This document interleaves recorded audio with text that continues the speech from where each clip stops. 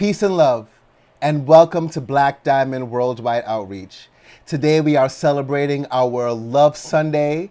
It is the day before Valentine's Day 2022, and we are just here sharing the love with the rest of the world.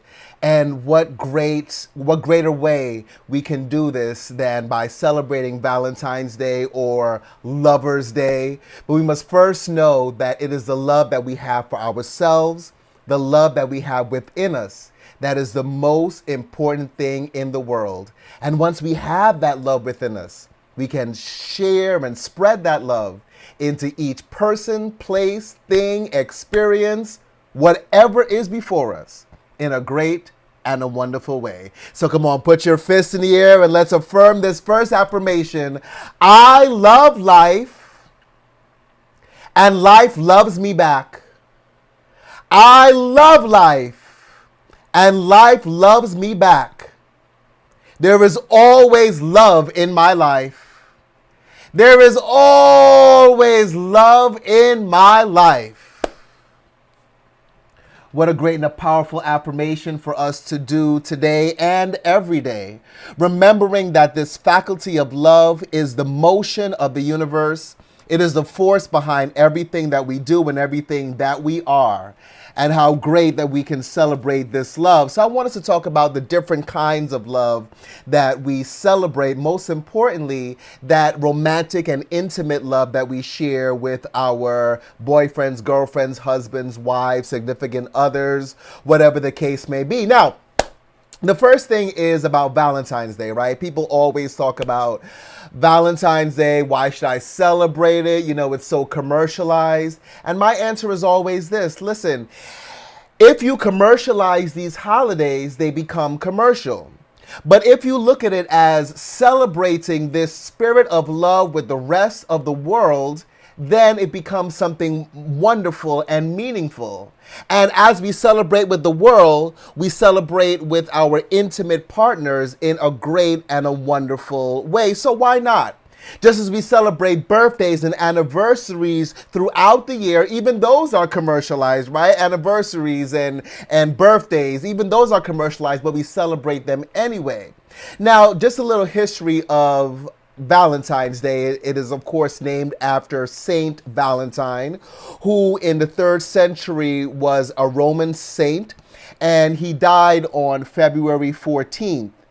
And he is the saint of not only courtly love, as in romantic love, intimate love, but he is also the saint of epilepsy and beekeepers. So how wonderful is that, right? Love all around.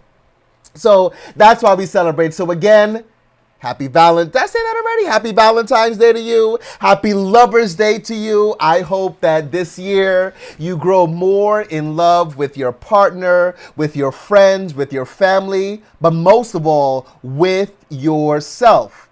There are so many relationships that are now talked about because I think that these relationships have existed forever. Of course, the single relationship, the relationship that you have with yourself, that love relationship that you have with yourself. But there are also monogamous relationships, open relationships. I learned about truples, however you say it. I'm not in one, so I don't know what it is. But if you are, I want to say it correctly, where you have 3 people in a relationship. And of course, we have group relationships where people consider their relationship polyamorous, where there's more than 3 people in a relationship. And that happens a lot in the world. And that is also an extension of families. We have so many different families, single parent families, adopted families, step families, people that have guardianship, right? Blended families, people that created their babies through artificial insemination, right? Some families have 2 dads, 2 moms, an aunt, uncle, grandparents, all these wonderful relationships and families that we have and we're talking about nowadays. The main thing is, are you loving the people that you are in relationship with? Whatever you consider your relationship to be, however you have your relationship, whatever you decided that your relationship is, the bottom line is, are you loving the people in your relationship enough to be kind to them, to be generous with them, to bring joy and encouragement and upliftment into their world? You know, so many people talk about quality time. I am not against scheduling quality time with your family. Sometimes we get so busy with the world and trying to accomplish our goals and do the things that we have to do, that sometimes you have to schedule quality time, or you have to schedule that alone time with your loved one, someone you're in a relationship with, or with your friends, or with your family. And that is good. But the thing is that not only do you have to be there with your loved ones, but you also have to be present. You have to live in that moment. You have to be involved and engaged, which means put the phone down, put the outside world down. Make it known for your job. If your job is so important, let them know, listen, this hour or 2 or 3 is for my family. It's for my wife, my husband, my girlfriend, my boyfriend, right? And make sure that you not only, because you can't even call it quality time if you're not present in the moment. You're just there. But you have to be present in that moment with people that we have these wonderful, intimate relationships with. Now, let's talk about intimate. Intimate, as Webster's defines it, is marked by very close association, contact, or familiarity, right? So intimate does not necessarily denote a sexual relationship. It could be a work relationship with friends, you know, anyone that we are in close contact with. And of course, our romantic relationships, our family, right? Those close friends that you have. I always think that you know your close friends when you have a party.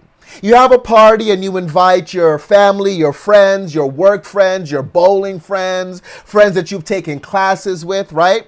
But your true friends are the ones that stay after the party and take their shoes off and help you clean up. And y'all, you know, maybe talk about the people that were at the party, talk about the food, talk about the good times that you have. Those are your true friends. And sometimes the people that we have intimate, again, closer relationships with, sometimes we can't necessarily call them friends, right? Like people that we work with. Just because you work at the same place does not mean that you have everything in common, so much so as you are becoming friends. There are some people that you can be friendly with, but not friends. But you have to make that decision. You have to be the one to say, okay, these are the people in my world, but whether you consider them friends or acquaintances, love them anyway. Find that love of God that is within you and share that with everyone in your world, everyone you meet and you see, in a great and a wonderful way. Fist in the air, affirm with me, I love the people in my world. I love the people in my world. Now let's define love. Webster's dictionary defines love as strong affection arising from personal ties, right? So you can love people, you can love places, you can love things, museums, galleries. Like I always think I love the Museum of Natural History. When I walk into that place, I just love everything that I see, right? I love my one spot in Jamaica. That is my happy place. So, you know, when things go crazy, I close my eyes or open my phone because I took a lot of pictures and just imagine that I'm there, right? These are the places that we love. But let's talk about what love should look like. And the greatest definition of what love should look like is found in the Bible. In 1 Corinthians chapter 13, it talks about what love is. Love is patient. Love is kind.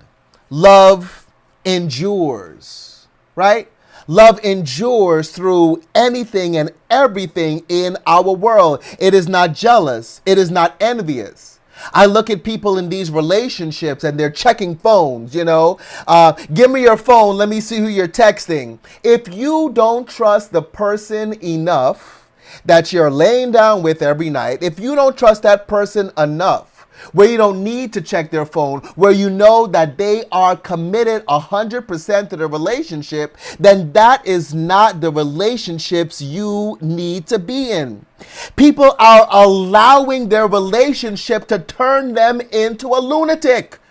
They're allowing their relationships, their close, intimate friends and family and loved ones, right, to turn them into someone crazy, someone suspicious. Is that the life that you want to live forever? I hope not. It's like nails on a chalkboard where, first of all, everyone is who they are, right? If you're in a relationship with them and you can't take who they are, then again, that's not the person you need to be in a relationship, but everyone is who they are. And when I hear people talking about, oh, control your woman, you can't control your man, I wish somebody would try to control who I am, the words I say, the thoughts I think, the way that I act. We got to get away from that. And even talking or telling people, control your woman, control your man, that's a form of abuse. We need to get that out of our culture and out of our lives right here and right now.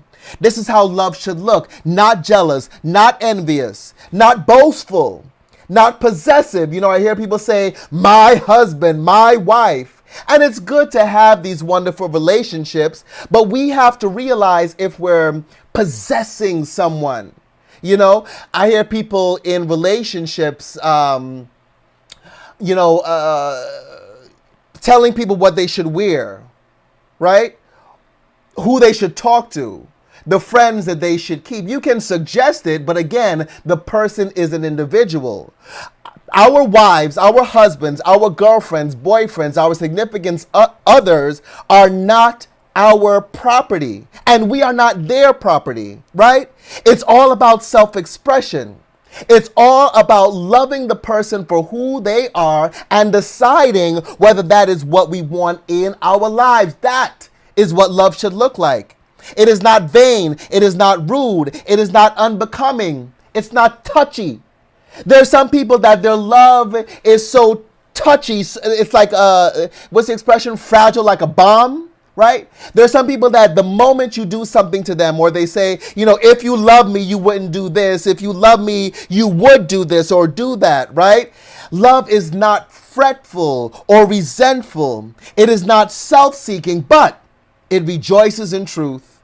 It rejoices not in injustice, but in truth. Love never fails. Love bears anything and everything. Love is ready to see the best in everyone at any time, any place. Love is the hope that never fades regardless of the circumstance. Love is never obsolete. It never ends. So as we're using this word, we got to know that love is stronger and better than anything that we can ever have or experience in the world. Love is the strength of your mind. Let love be the strength in your mind. Let love be the strength in your body and in your character, in your interaction, and in your relationships. Let me tell you something. It can get exhausting. Because not every time you're going to feel like bringing that encouraging word, and bringing your all, but it's going to take your all. It's going to take a lot out of you, but just know that as you work with God, you will find the strength to love. You will find the energy that you have within you, that God-given energy within you to love. So put your fist in the air and say, I give my all to love. I give my all to love. I find strength in love. Put your fist in the air and even louder. I find strength in love. You will find your strength in love. I'm reminded of a video of James Baldwin and Nikki Giovanni back in 1971, where they're talking about relationships and love. And Nikki Giovanni is saying that, when the husband comes home, he should love He should, take the day out of his mind and just love his family, be there, be present with his family.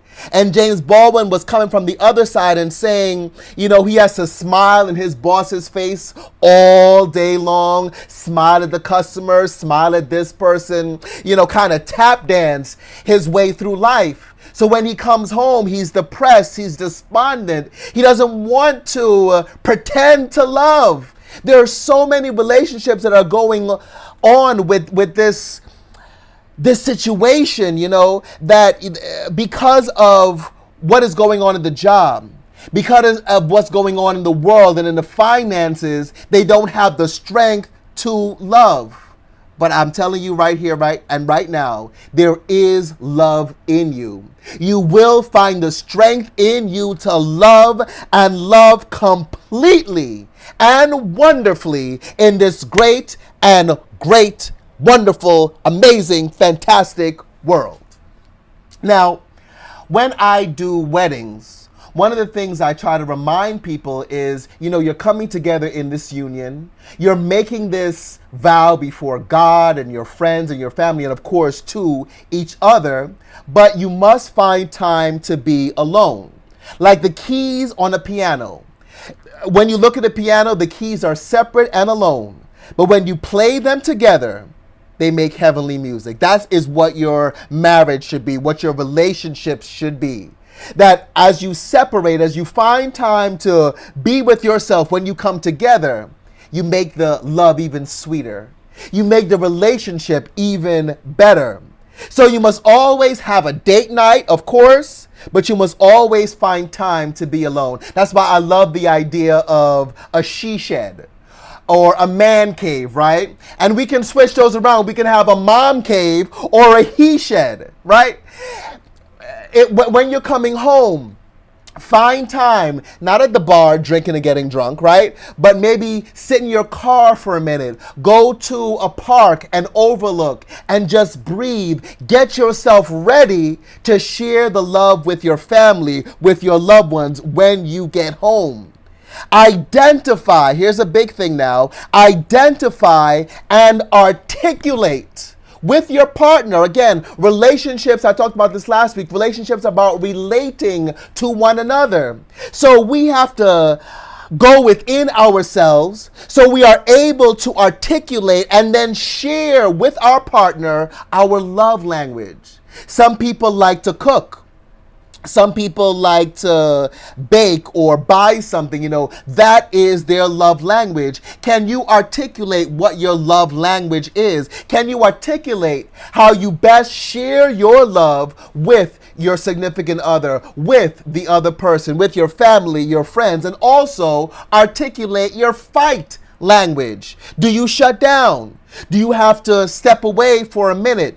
Do you have to just hold your tongue before you say something that, can be evil or be perceived in the wrong way because you're coming with this attitude, because you're coming with this energy that you're not your full and your best? What is your love language? What is your fight language?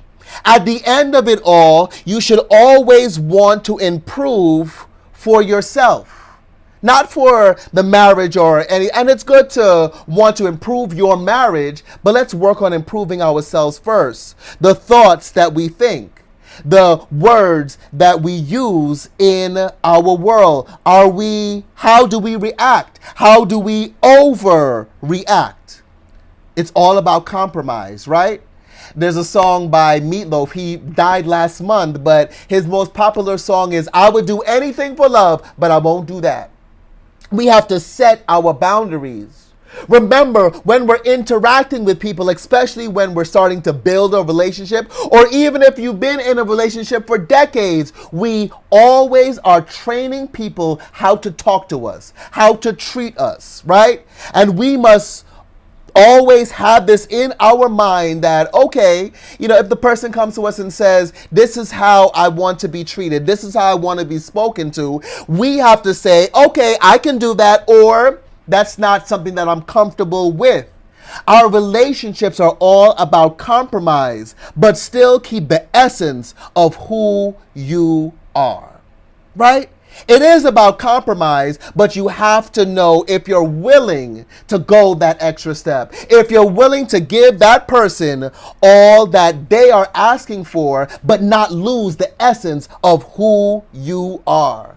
I hear people say, I can't wait to get married so I can let myself go. I can't wait to get married so I don't have to exercise anymore. If you're waiting to get married so that you can be lazy, that's not the way you should live. You should want to stay healthy for you.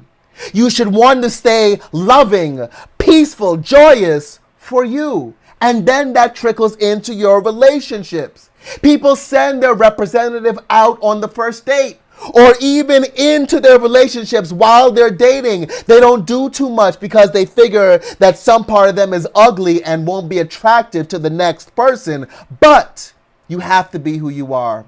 Totally, completely, unconditionally. And in that, you can find the compromise. Everything is about compromise, right? That's why we inhale and exhale. There is always a give and a take. There is an ebb and flow in the ocean, in water. There are positive and negative charges. So there's always something that we have to give way to. But make sure that when you're giving yourself away, you are still loving and respecting the God essence that is within you. Fist in the air, affirm with me, I love my true God essence. I respect my true God essence. And as it is our Love Sunday, we are going into our week of love. So today, say I love you. Remember to say I love you to everyone that you meet and interact with. And if you don't know them, call them brother. People get so off track with that, but just end the conversation. I love you, brother. I love you, sister. I love you, my beloved. Tomorrow is our Valentine's Day, and of course we have these romantic gestures that we give to our loved ones, but bring the romance. Again, you don't have to go out and spend extra money because the prices go up during these times. You can stay at home. Dance to your favorite song. Slow dance with your loved one. Hold hands. Bring that romance back. I heard a saying that says, when you're dealing with your lover, kiss them like it's the first time and like it might be the last. How wonderful is that? Do something nice for a family or friend. This week on Tuesday, let's write a love letter. Can you write a love letter to yourself? Can you go into, maybe you'll do this on Tuesday when they're on sale. Can you buy a card that reminds you about the love in yourself? Can you encourage yourself? Can you buy something for yourself? On Wednesday, let's try to compliment a stranger or as many strangers as possible.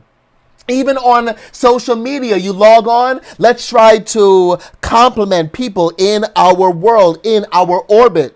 On Thursday, call someone you haven't spoken to in a while and remind them that you love them. Remind them that they are awesome. Friday, why don't we try to treat ourselves to our favorite meal or our favorite dessert, right? Rock out to your favorite song. Play it loud. Play it on repeat. Remind yourself to love yourself. And on Saturday, make a donation. Buy a toy and give it to a children's hospital. Share that love. And as you do, you attract more and more love into your world. So let's do our love treatment now. Put our fists in the air and affirm with me. A great and powerful love is with me,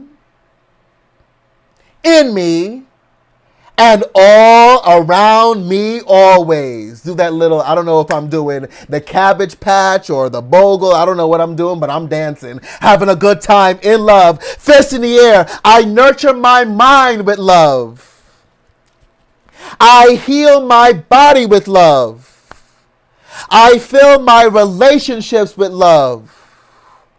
I do my part to spread love throughout this earth.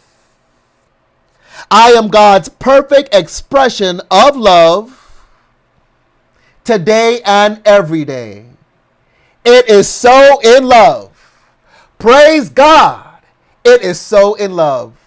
Friends, I want to thank you for visiting us here today at blackdiamondworldwide.org. Please remember to visit our Facebook and Instagram page at Black Diamond Worldwide Outreach. Please follow, like, comment, and share as we do post inspirational quotes and affirmations throughout the week so we can keep ourselves encouraged. Next week, we're going to celebrate our Black History Month with a special Black History message. But for now, enjoy your Valentine's Day, enjoy your week of love, and always remember that I love you. Be blessed.